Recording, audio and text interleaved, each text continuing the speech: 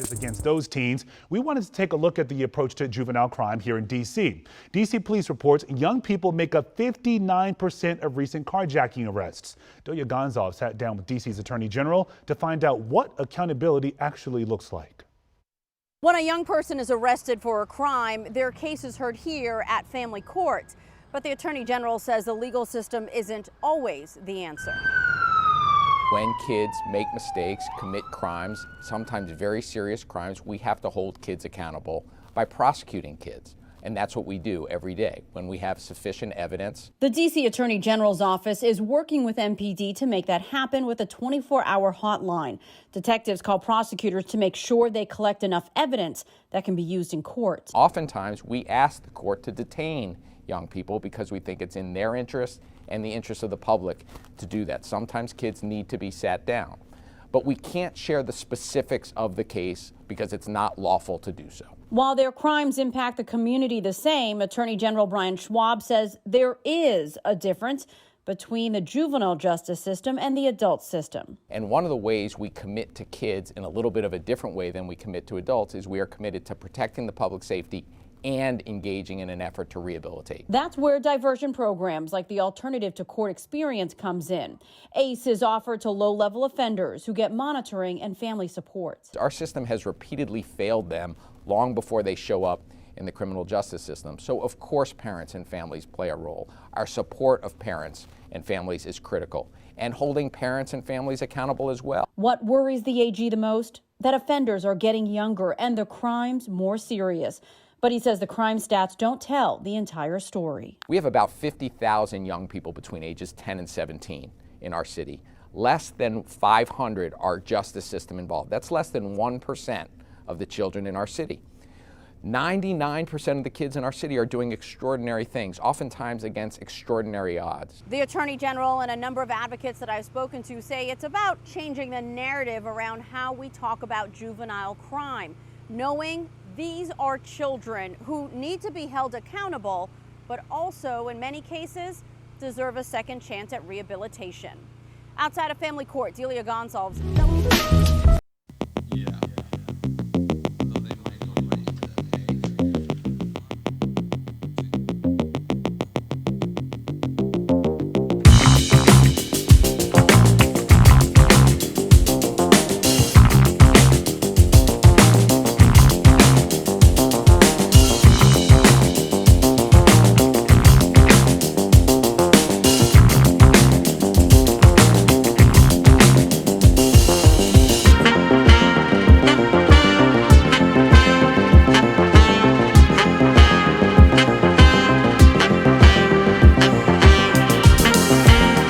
Commissioners to address violent juvenile crime. It resulted in a summit of more than 50 chiefs of police, county sheriffs, and county prosecutors from the 7-county metro area. As Jake Halls explains, it's the first of many meetings to come with the comprehensive plan to fix juvenile crime. Images like these, cars stolen by kids as young as 11, some at gunpoint, have become a familiar scene over the past few years. What we were seeing was just really astounding. The level of crime at such a young age, the potential for violence. It's something Governor Tim Walz wants to stop, and he wants Public Safety Commissioner Bob Jacobson and Corrections Commissioner Paul Schnell to address it. What did the governor specifically ask for? What was the governor hoping to get out of it when he suggested you guys do this? Well, I think the governors wanted just us to start the discussion and come up with some action steps. I think what the governor wanted us to do is to make sure that we're paying attention to some of the biggest issues that we're facing, especially in the metro area. That led to a big juvenile crime summit with more than 50 law enforcement leaders across the metro meeting together on June 1st.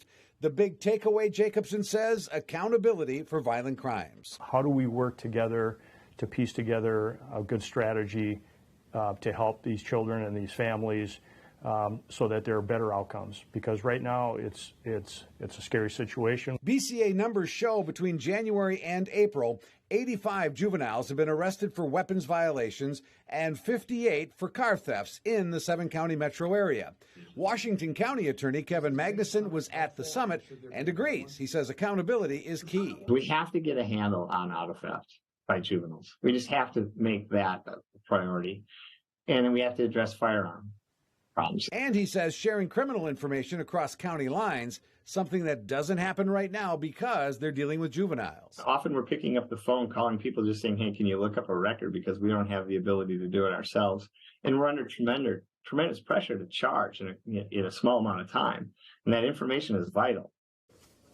Public Safety Commissioner Jacobson says this first summit was to share information and just begin the process. The next meeting, he says, will be more focused on coming up with ideas and concrete plans that then can be shaped into policy to help stem that rising tide he talked about of juvenile crime. No date is set yet for that next summit meeting. Reporting live in the newsroom, Jay Coles, 5 Eyewitness News. Also new this morning, we are working to learn more. Era del encarcelamiento masivo no comenzó en la ciudad de Nueva York, pero terminará aquí. The era of mass incarceration ends here. Everybody, so many people contributed so much. But if we have a guru, if we have a priest, if we have a rabbi, I'm covering all of it, Jonathan. Judge Jonathan Lippman believed something very different could happen. And let's face it, there are a few voices in the city and the state that command absolute moral respect, and he's one of them. And when he said it, everyone started to think again. The commission did extraordinary work. That report was absolutely foundational and instrumental to today's success. And I think the thing about Judge Lippman that I have watched so closely and admired so much is it's all heart. Yes, you have a great mind, Judge. I'm not taking away from the mind, but it's heart. You saw things that others didn't see, and you brought together a coalition of people to make it happen. And your history, your life, everything you've done put you in the perfect place to do something for the ages, and you've done it. 23 than we were in 2013 when I first came to this court. She is the new lead juvenile judge in Franklin County, and she's taking questions from our 6 on Your Side investigators. Our team continues to work on a series of stories that look at the impact of gun violence in Central Ohio. One of the big topics and concerns flagged by community members and police, teens involved in crime. Our Haley Nelson taking questions to the court as they're revealing new plans and efforts with local kids in mind. For about 6 months now. And so growing up where I did, most people said that I couldn't or shouldn't be a lawyer. Judge Lachelle Stroud has been the lead juvenile judge for Franklin County, but it's a position she's envisioned for a while. And so when I was in high school, I actually had a judge from this court who came to our high school and spoke, and then that really confirmed for me that it was possible. Growing up in Linden, the judge tells me this is a calling. So I think it's important to make sure that you have people who understand because they've actually been there. Judge Stroud agreed to sit down with me for a wide-ranging interview to talk everything from new court efforts to taking on community concerns. Understanding that times are changing, that trends are changing. Teens involved in crime, still a big topic in the community, given a rash of car thefts, minors involved in shootings, and more. We want to make sure that we're getting to the root of the issue. She says the team pivots given certain trends. For example, in the past, youth would be given GPS monitoring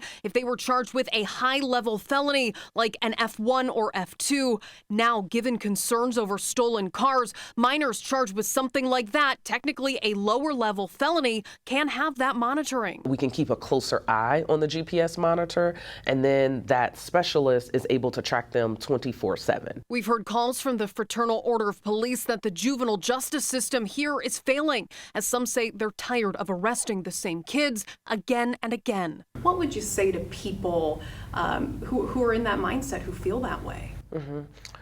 I will have to I don't believe that we are a failure at all. Do I believe that we are making adjustments every day based on what we see? Absolutely. Do I believe that we are working to strengthen our partnerships and our relationships with our external partners? Yes. I believe sometimes some people are focused on just what's right in front of them. And when we have an opportunity to sit down and look at the bigger picture and look at the numbers and go back, look at those trends, I think that's helpful. What about repeat offenders, minors with long records? I can't speak specifically to any one case. We look at every case, and we do look at the history. We do a lot of assessments in our court and different people make recommendations. The court is made up of different layers, so to speak, depending on the youth. Some to prevent them from becoming court involved, programs and efforts to prevent them from becoming more deeply involved in the system, and efforts tailored to kids, for example, with more serious charges. How can you tell these programs are working? Are there examples or things that you can share with us? Yes, so we look at the data. We have an evaluation department to where that's all they do is data. So we are a very data-driven court. For example, our truancy intervention program. We can look at it and maybe, I know it's over 65%, probably higher than that. But we can see that once we've put these things in place, that a lot of the youth are being successfully diverted out of the courtroom. The team at the court tells me as well, kids they're dealing with today are notably different than in past years, citing the role, for example, of social media. The judge says they've also launched new efforts as recently as just months ago. I know the city, for example, just invested $20 million in summer youth programming for kids. Do you think something like that can help? Do we need to see even more efforts like that to help our young people? Absolutely. I don't think any one person or organization should carry the weight. I don't think it's any one of ours responsibility. I think it's about all of us coming together to figure out what we can do in our respective areas. The judge tells me, for example, they do have members from multiple police forces that are part of their standing meetings to talk about issues and data. They're also working on a law enforcement summit, I'm told. Bob, Stacia. Haley, they have a lot of different programs happening now, too. Yeah, quite a few. They even told me, for example, young people may do cleanup work across the community, different community work if ordered. Something else, we talked a lot about those trends in the story. Of course, we're seeing a trend of younger kids being involved in stolen car situations. So they said, they had to work on that, a place to take these kids to do some of this community work.